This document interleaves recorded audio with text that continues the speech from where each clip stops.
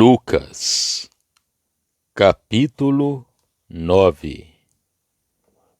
E convocando seus 12 discípulos, deu-lhes virtude e poder sobre todos os demônios para curarem enfermidades. Enviou-os a pregar o reino de Deus e a curar os enfermos. E disse-lhes: Nada leveis convosco para o caminho, nem bordões, nem alforge, nem pão, nem dinheiro, nem tenhais 2 túnicas. E em qualquer casa em que entrardes, ficai ali, e de lá saireis. E se em qualquer cidade vos não receberem, saindo vós dali, sacudi o pó dos vossos pés em testemunho contra eles. E saindo eles, percorreram todas as aldeias, anunciando o evangelho e fazendo curas por toda a parte.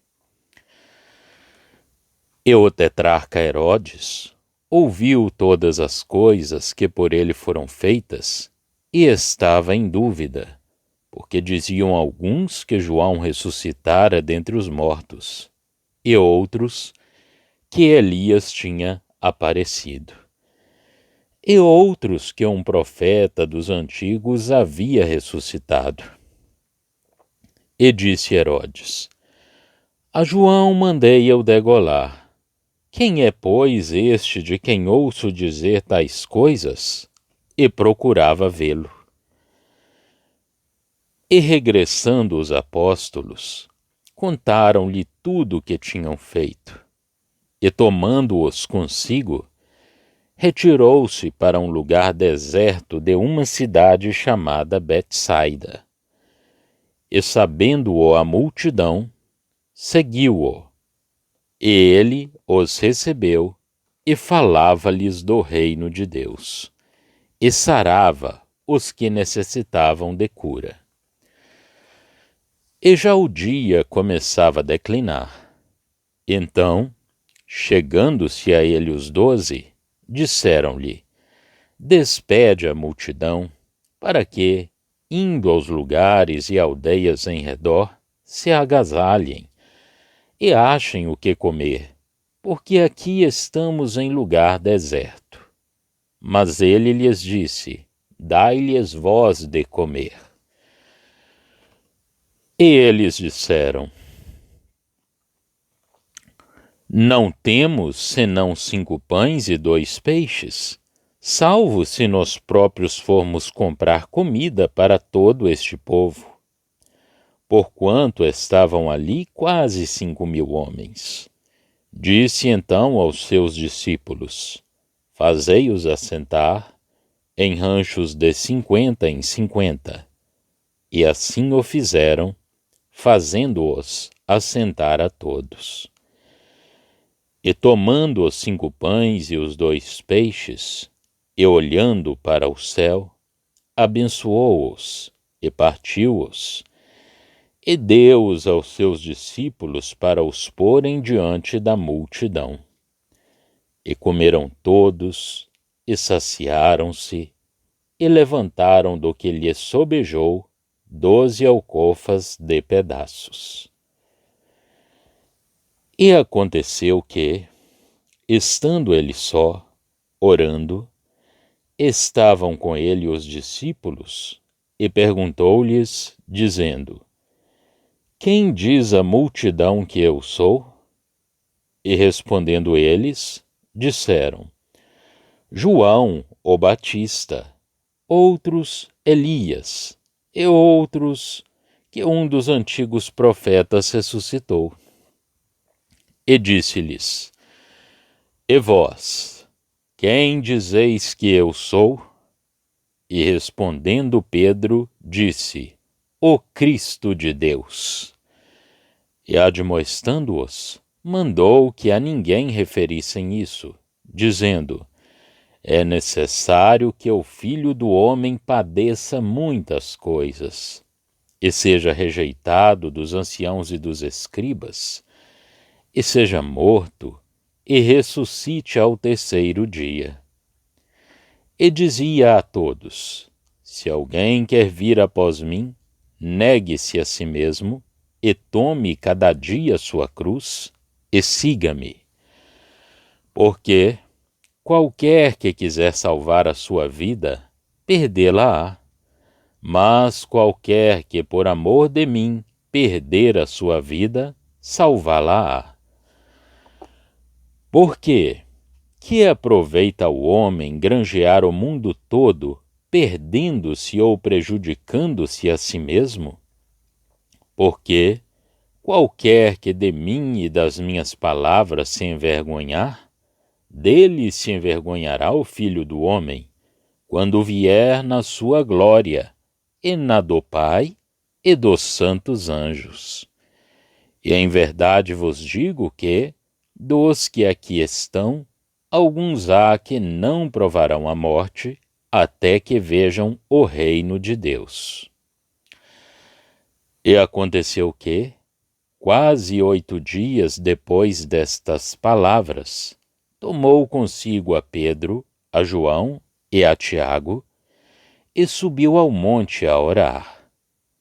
E estando ele orando, transfigurou-se a aparência do seu rosto, e a sua roupa ficou branca e muito resplandecente. E eis que estavam falando com ele 2 homens, que eram Moisés e Elias, os quais apareceram com glória e falavam da sua morte, a qual havia de cumprir-se em Jerusalém. E Pedro e os que estavam com ele estavam carregados de sono, e quando despertaram, viram a sua glória e aqueles 2 homens que estavam com ele. E aconteceu que, quando aqueles se apartaram dele, disse Pedro a Jesus: Mestre, bom é que nós estejamos aqui, e façamos 3 tendas, uma para ti, uma para Moisés e uma para Elias, não sabendo o que dizia. E dizendo ele isto, veio uma nuvem que os cobriu com a sua sombra, e entrando eles na nuvem, temeram. E saiu da nuvem uma voz que dizia: Este é o meu amado Filho, a ele ouvi. E tendo soado aquela voz, Jesus foi achado só.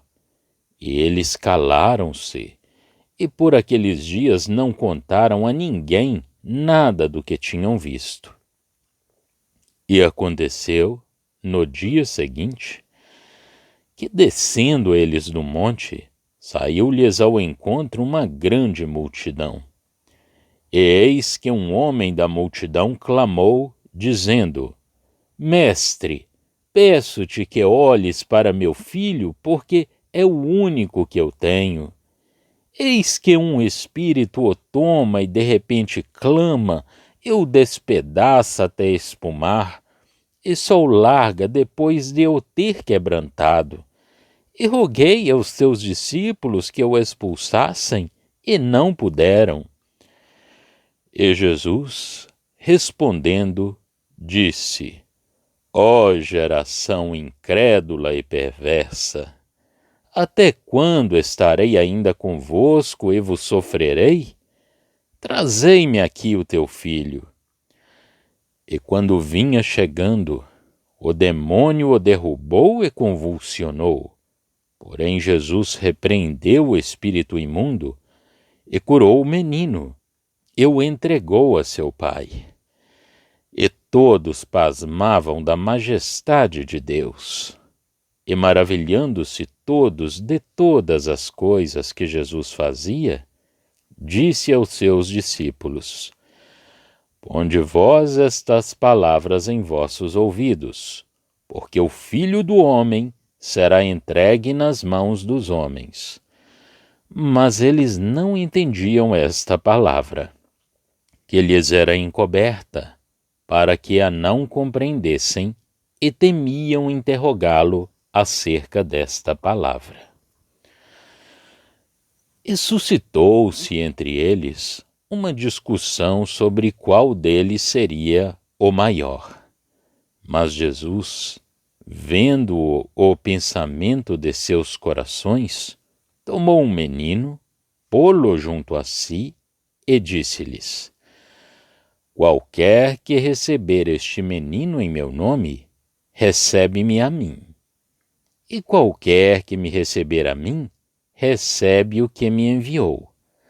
Porque aquele que entre vós todos for o menor, esse mesmo é grande.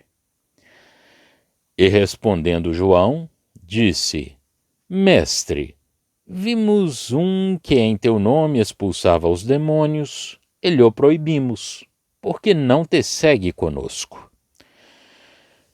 E Jesus lhes disse: Não o proibais, porque quem não é contra nós, é por nós. E aconteceu que, completando-se os dias para sua assunção, manifestou o firme propósito de ir a Jerusalém. E mandou mensageiros adiante de si, e indo eles, entraram numa aldeia de samaritanos para lhes prepararem pousada. Mas não o receberam, porque o seu aspecto era como de quem ia a Jerusalém. E os seus discípulos, Tiago e João, vendo isto, disseram: Senhor, queres que digamos que desça fogo do céu e os consuma, como Elias também fez? Voltando-se, porém, repreendeu-os e disse: Vós não sabeis de que espírito sois, porque o Filho do Homem não veio para destruir as almas dos homens, mas para salvá-las. E foram para outra aldeia. E aconteceu que, indo eles pelo caminho, disse-lhe um: Senhor, seguir-te-ei para onde quer que fores. E disse-lhe Jesus: As raposas têm covis, e as aves do céu ninhos. Mas o Filho do Homem não tem onde reclinar a cabeça. E disse a outro: Segue-me. Mas ele respondeu: Senhor, deixa que primeiro eu vá enterrar meu pai. Mas Jesus lhe observou: Deixa os mortos o enterrar os seus mortos. Porém tu vai e anuncia o reino de Deus. Disse também outro: Senhor, eu te seguirei, mas deixa-me despedir primeiro dos que estão em minha casa. E Jesus lhe disse: Ninguém que lança a mão do arado e olha para trás é apto para o reino de Deus. Lucas, capítulo 9. No capítulo 9, o Senhor encarrega os 12 discípulos da mesma missão que ele próprio tinha realizado em Israel. Pregam o reino, curam doenças e expulsam os demônios. Mas convém esclarecer que a obra deles toma o caráter de missão final. Não no sentido de que o Senhor tenha cessado de trabalhar, pois que ele enviou os 70, mas no sentido de que ela se tornava um testemunho definitivo para o povo se fosse rejeitada. Os discípulos deveriam sacudir o pó dos seus pés ao saírem das cidades que os repelissem. Isto compreende-se tendo em mente o ponto aonde chegamos no estudo deste evangelho, e repete-se com mais vigor por altura da missão dos 70, de que falaremos no capítulo seguinte, e que tem lugar depois da manifestação da glória de Jesus aos 3 discípulos. Mas o Senhor enquanto se encontrasse presente, continuaria o exercício do seu poder em graça, porque ele era pessoalmente a graça, e nele a bondade soberana estava acima de todo o mal que havia neste mundo. Mas, retomando o nosso estudo, vemos, pelo que se segue ao verso 7, que a fama das maravilhosas obras de Jesus tinha chegado já aos ouvidos do rei. Portanto, Israel já não teria culpa. Por muito fraca que fosse a sua consciência, já tinha sentido os efeitos do poder de Jesus. O povo também o seguia.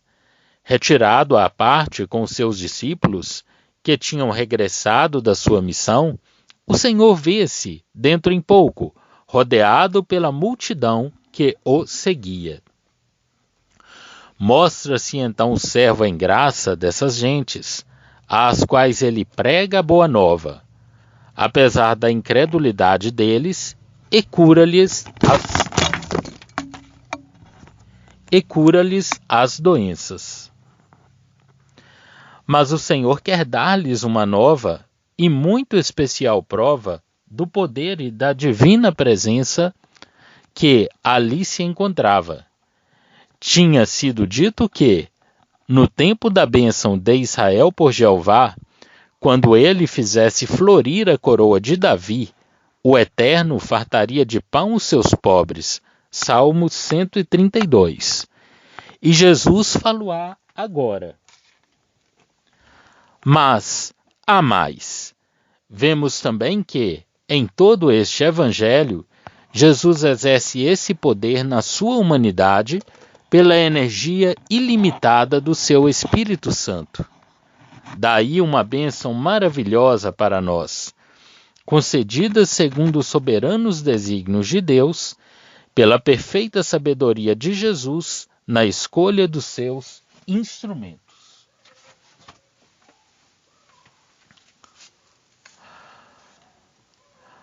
Ele quer que sejam os discípulos a distribuírem o pão.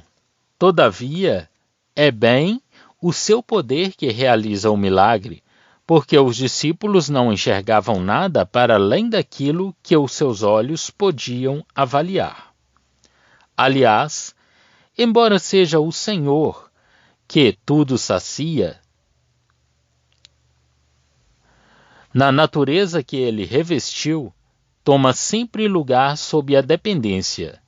Retira-se com os seus discípulos e lá longe, afastado da multidão, ora ao Pai.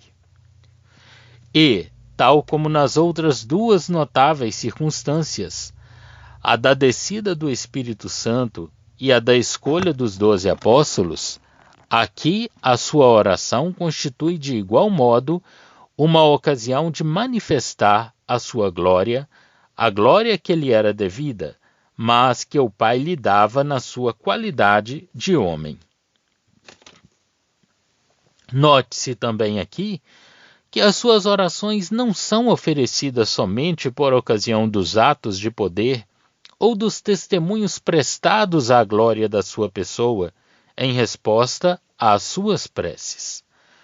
A sua conversação com os discípulos acerca da mudança que ia ter lugar nas dispensações de Deus, essa conversação na qual ele fala dos seus sofrimentos e de lhe negarem o direito de dizer que ele é o Cristo, é igualmente introduzida pela oração. Retirado com os discípulos para um lugar afastado do rebuliço do mundo, Jesus apresenta as suas súplicas a Deus. O abandono do seu povo, posto que por algum tempo apenas preocupa o seu coração tanto como a glória, aliás, ele derrama sempre o seu coração perante Deus, segundo os seus caminhos, seja qual for o assunto que o preocupe. Todavia, era uma glória ligada ao sofrimento e à humilhação que, no seu grande amor, ele suportava voluntariamente. A atenção do povo tinha sido atraída sobre o Salvador, mas não ultrapassava as especulações do espírito humano. A fé dos discípulos reconhecia, sem hesitação, em Jesus o Cristo, verso 20. Mas ele já não devia ser anunciado como tal. Era preciso que o Filho do Homem sofresse.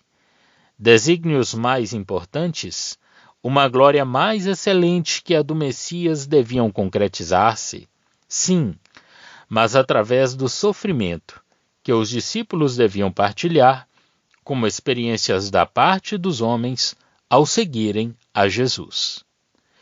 E neste caso, perdendo a sua vida por amor dele, eles a ganhariam.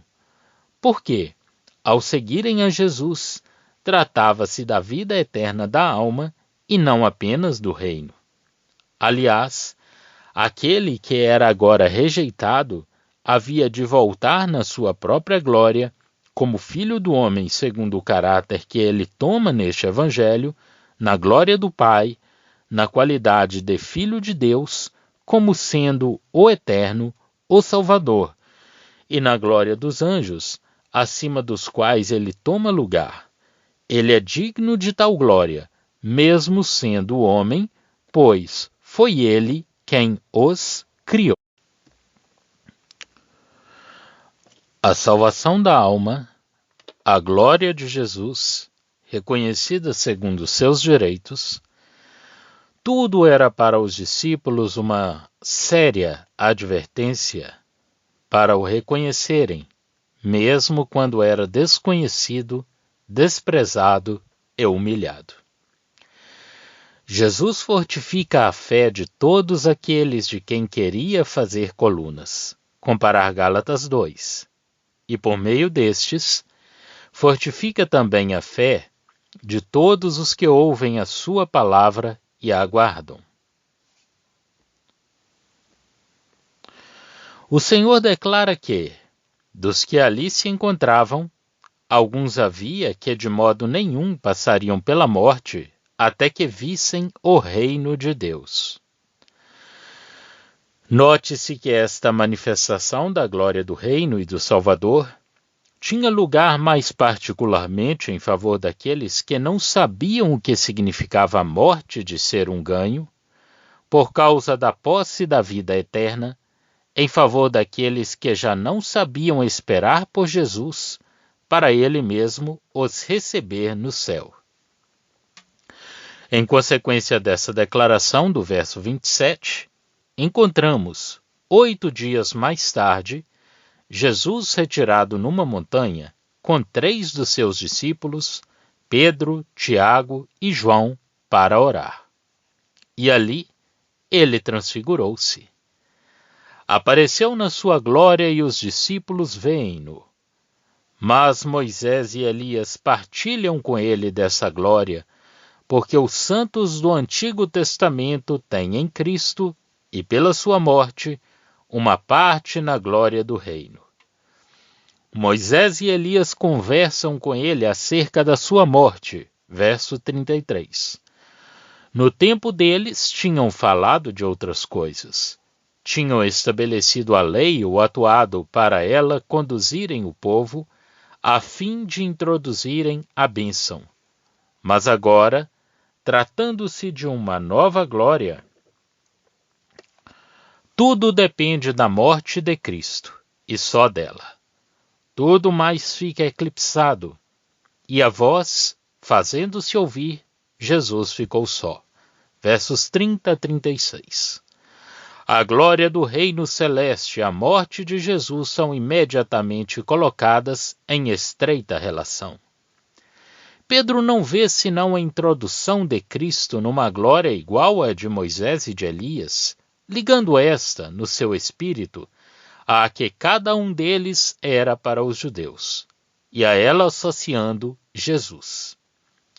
É então que esses 2 homens de Deus desaparecem inteiramente e que Jesus fica só.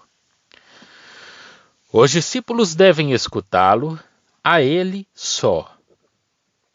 A relação de Moisés e de Elias com Jesus na glória dependia da rejeição do testemunho deles pelo povo ao qual eles se tinham dirigido no seu tempo. Mas isto não é tudo. A igreja, propriamente dita, não é vista aqui, mas o sinal da excelente glória ou da presença de Deus apresenta-se bem distintamente. A nuvem onde o Eterno habitava em Israel. Jesus introduz ali os discípulos como testemunhas. Moisés e Elias desaparecem. E tendo Jesus introduzido seus discípulos muito perto da glória, o Deus de Israel manifesta-se como Pai, reconhecendo Jesus como sendo o Filho em quem ele encontra as suas delícias.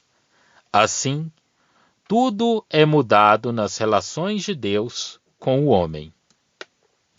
Porque o Filho do homem, entregue à morte neste mundo, é reconhecido na mais excelente glória como Filho unigênito do Pai. Os discípulos conhecem-no assim pelo testemunho do Pai e estão em comunhão com ele. Estão como que introduzidos na glória, onde o próprio Pai reconhecia Jesus por seu Filho unigênito e onde o Pai e o Filho se encontram. Deus fazia-se ainda conhecer como Pai revelando o Filho.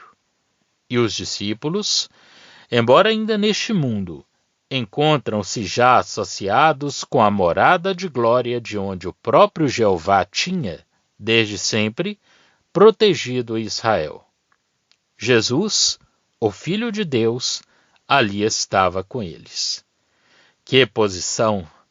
Que extraordinária mudança para eles! É, com efeito, a transformação em glória celeste do que havia de mais excelente no judaísmo, a transformação que se operava nesse momento para tornar novas todas as coisas. Trata-se da manifestação do reino e não da igreja nos lugares celestes. Penso que as palavras ao entrarem se referem a Moisés e a Elias. Mas a nuvem cobriu também os discípulos. Entretanto, somos transportados para lá dessa cena terrestre. A palavra cobriu é a mesma que os 70 empregam ao falarem da nuvem que vem encher o tabernáculo. Vimos em Mateus que era uma nuvem luminosa. Tratava-se, pois, do Shequiná de glória que tinha estado com Israel no deserto. Eu poderia chamá-lo a morada do Pai. A voz do Pai dali saía. É lá que eles entram, e é isso que em Lucas enche os discípulos de medo. Deus tinha falado a Moisés da nuvem. Agora os discípulos ali penetram. Assim, além do reino, encontramos aqui a verdadeira morada dos santos.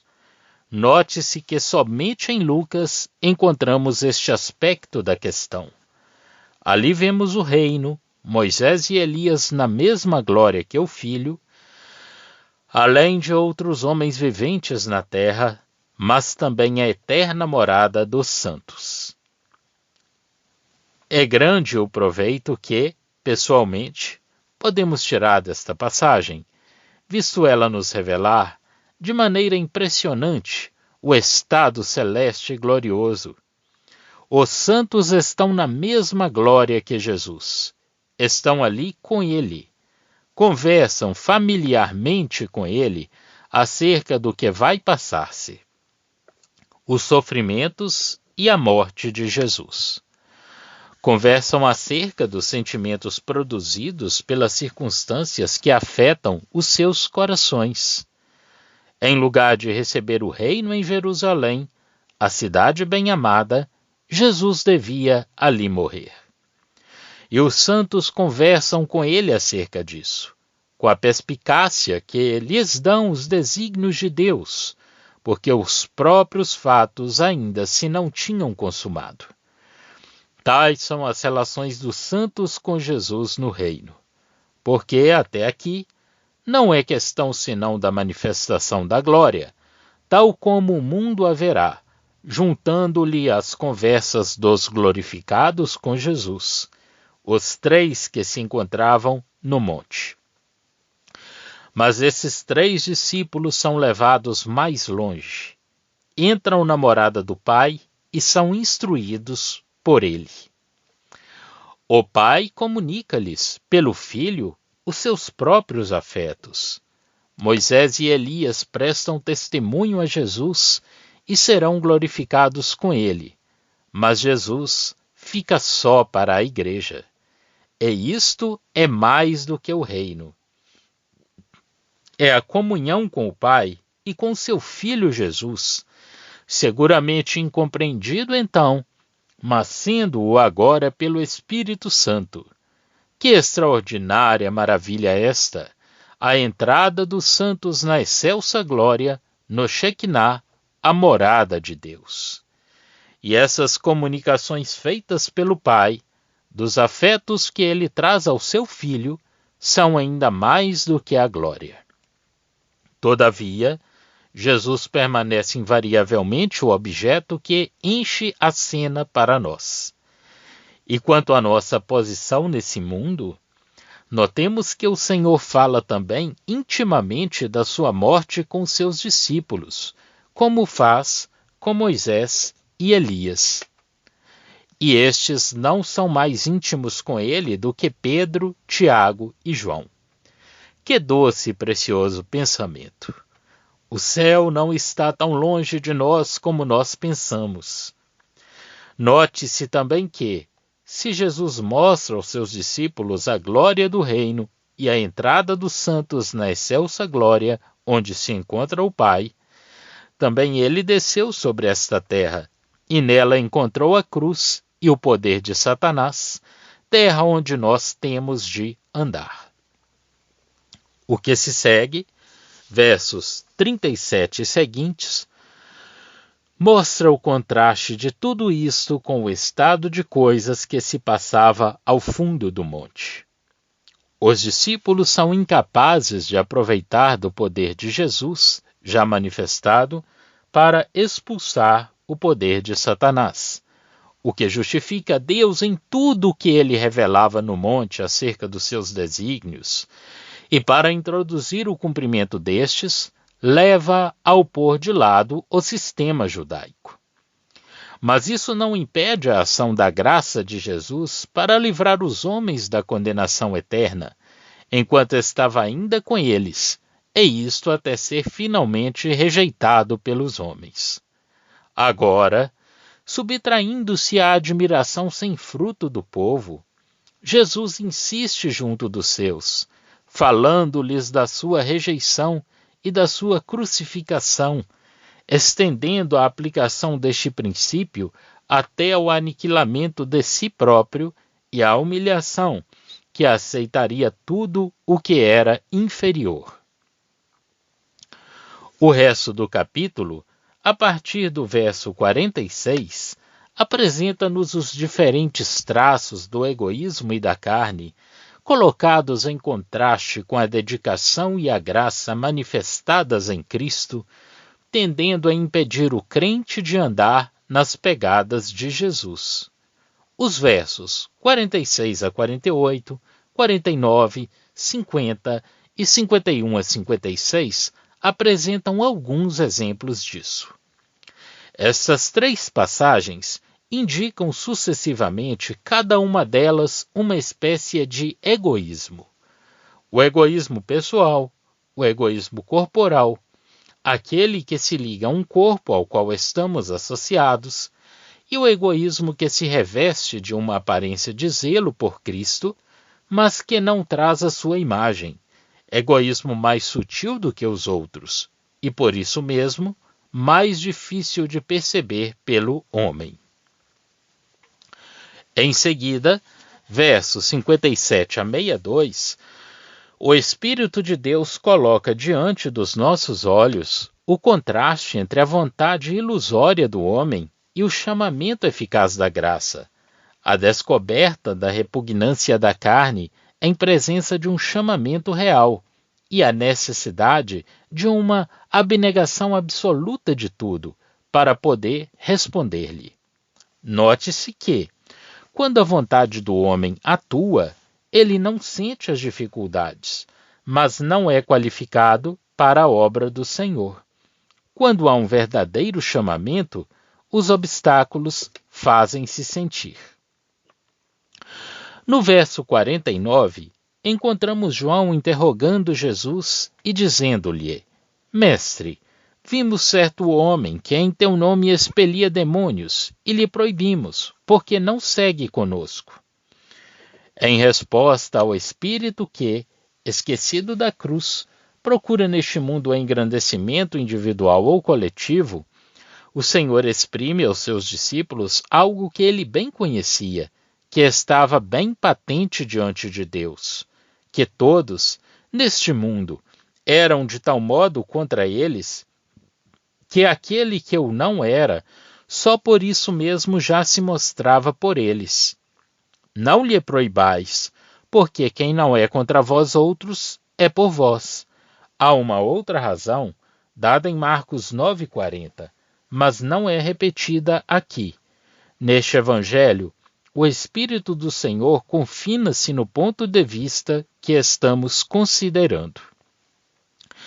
Em seguida, versos 51 e seguintes, Jesus manifesta no semblante a intrépida resolução de subir a Jerusalém. E, tendo entrado numa aldeia dos samaritanos, não é ali recebido.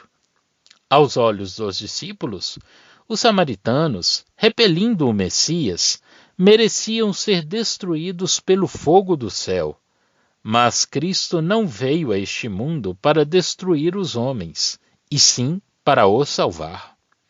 Rejeitado, ele não julga ninguém, não se vinga, suporta o insulto e vai para outro lugar.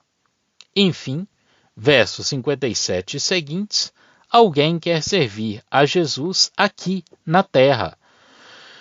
Mas o Senhor não tem aonde conduzir aquele que a tal está disposto. Contudo, nada enfraquece o seu amor. A pregação do reino era para Jesus o único alvo a atingir naquela ocasião.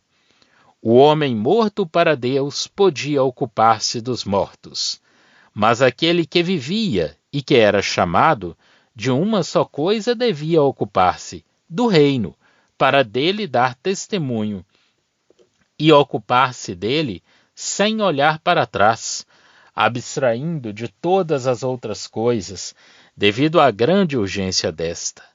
Aquele que tinha posto a mão na charrua não devia olhar para trás. O reino, face à inimizade e à miséria moral e espiritual do homem e de tudo o que era contra ele, exigia que a alma, pelo poder de Deus, fosse inteiramente absorvida pelos interesses do Senhor. A obra de Deus, em presença do Cristo rejeitado e de todas as consequências daí decorrentes, exigia uma consagração absoluta. Já estão disponíveis para leitura os comentários do Novo Testamento e do Antigo Testamento de João Nelson Darby. Estão nos formatos de livro, e-book, também aplicativo para o celular Android. Visite o nosso site www.palavrasdoevangelho.com.